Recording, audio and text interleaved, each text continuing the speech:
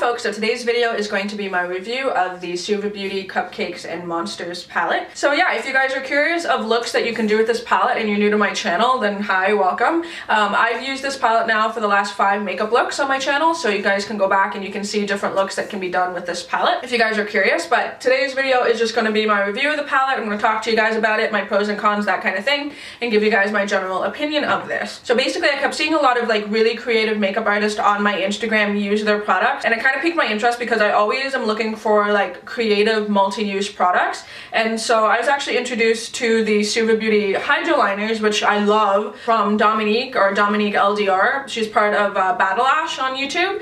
And basically she does these like amazing creative makeup looks, and she's like, you guys need these. And I can still remember she was on Periscope and I immediately went and bought like several of the hydro liners, this palette, another palette, and spent like $300 just because of someone's like recommendation. And so that's why like I highly encourage you guys to find the people whose opinions that you trust and that you like, and that does makeup similar to you or uses products that interest you, because 9 times out of 10 from what I've experienced, the products that they suggest are actually fantastic. And you know, Dominique is like a practicing like makeup artist as well, like she does clients and stuff like that, and so when she suggests products, I'm like, yeah, must try that out. So the brand itself is owned and created by an awesome lady. She's amazing. She's really funny. She takes herself like not too seriously. If you follow her on Snapchat, she has like hilarious Snapchats.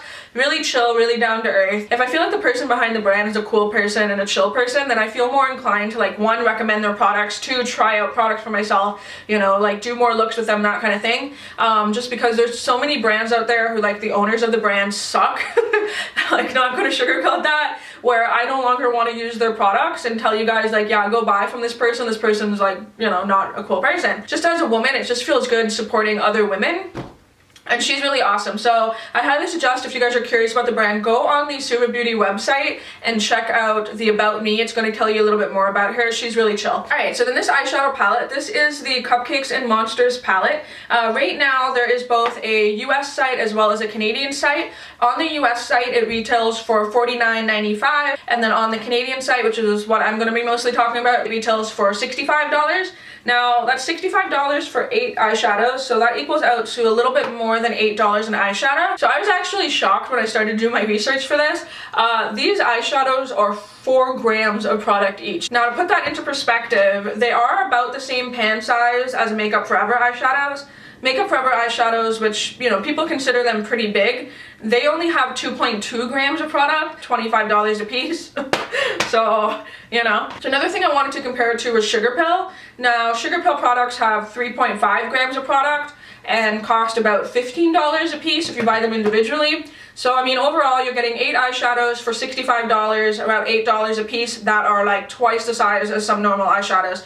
4 times the size as some like in palettes that I've seen. So I mean, that alone, you're getting an insane amount of like cost per gram for these eyeshadows. So moving on to the eyeshadows themselves, I do suggest that you do watch a couple of my videos where I use the product in action, just because I'm not a big fan of showing you guys finger swatches.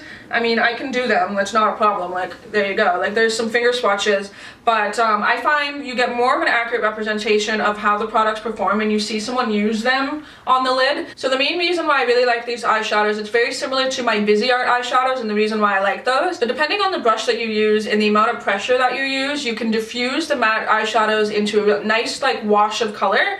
Or if you were to take like a stiffer brush and pack it on, you're going to get the same color that's in the pan. That's really important to me because I want my matte eyeshadows to be able to be blended out and diffused into like my own skin, basically, without any sort of patchiness, without any sort of like difficulty. And that's what these do. They just perform really wonderfully. Another thing that I really like about them is that there's very little fallout. Now obviously when I use this sort of red shade, there is a little bit of fallout. You got to be a little bit more careful when you use a color like that. But overall, most of the shades have very little fallout, which is wonderful because you can really go in and just like build up color, diffuse stuff, blend stuff out without worrying about it all just like ending up on your face.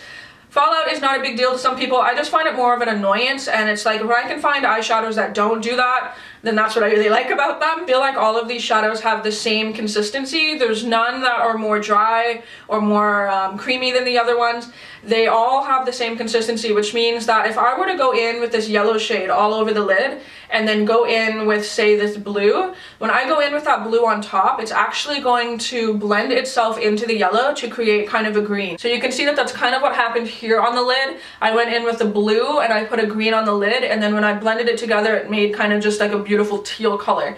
And that's something that's really cool about these two. So they blend really nice together to create sort of like compound shades. So it's like, I know that I can mix this color and this to make an orange. I know I can mix like that blue and that yellow to make like a middle tone green. Or even better that they included a white. I know that I can take this purple and use that and make like a nice soft lilac purple. And so you may look at these 8 eyeshadows and think, what the hell can I do with that? But you can actually combine them all together to make really nice blown out smoky rainbow eyes, which I hope I was able to kind of show you guys during this week that you're able to do. So yeah, that's basically the reason why I like these eyeshadows. I think they're totally worth it. So then for the packaging itself, it is kind of your thinner cardboard packaging with the magnet. It's not necessarily the most creative packaging, but I feel like it does keep them secure in there. Another thing that I really like about the packaging is on the back it's going to tell you like the little color things and which product is which. This is really handy when it comes to telling you guys what product I'm using, because I can actually just like look and go, oh yeah, okay, that the white is this and that and that. I find this really helpful, that these pans do come out. Like if you were to take something and pry them out, like you can move them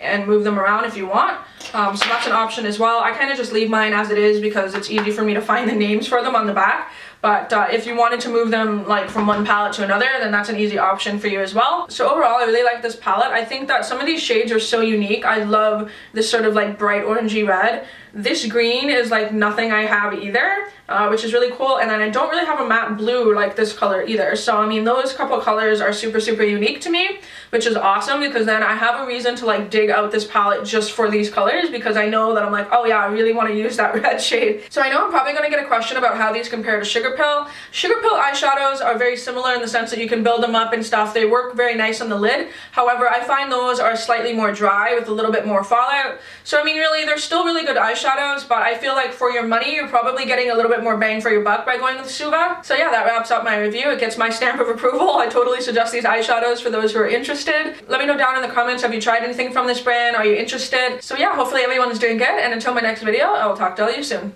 Bye!